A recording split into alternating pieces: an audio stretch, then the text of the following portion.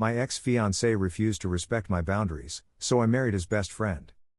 Back in 2019, I had just moved my long-term partner into my house due to a series of poor life choices on his end. It had been a rocky relationship for most of its duration, but I was young and dumb.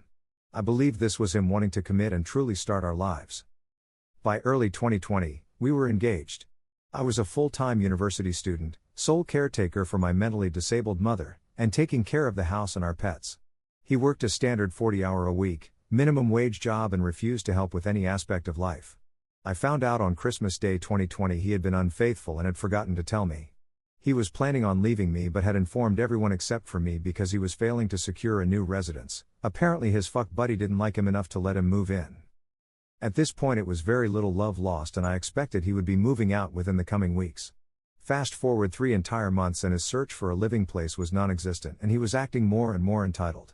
Clearly by this point, he is an unwelcomed freeloader who has taken up residence in my living room. I was about to secure an eviction notice to get him off my couch. He began swiping Tinder with his phone volume loudly on. I told him to not do that in my presence as it was highly insensitive to do in my home and he could do it in private. This continued, so I told him I would sleep with one of his friends. It was said in a moment of anger and was more of an empty threat at the time. However, I am known for seeing goals to their completion. I messaged the guy who was supposedly my ex's best friend and the best man for the wedding. It turns out he didn't even consider my ex a close friend and my ex had acted similarly terrible to this guy previously as well. We bonded over our terrible experience, hit it off really well in general, and started dating. I was upfront about what the catalyst for me to reach out to him was. After 2 years of dating we were married April 2nd.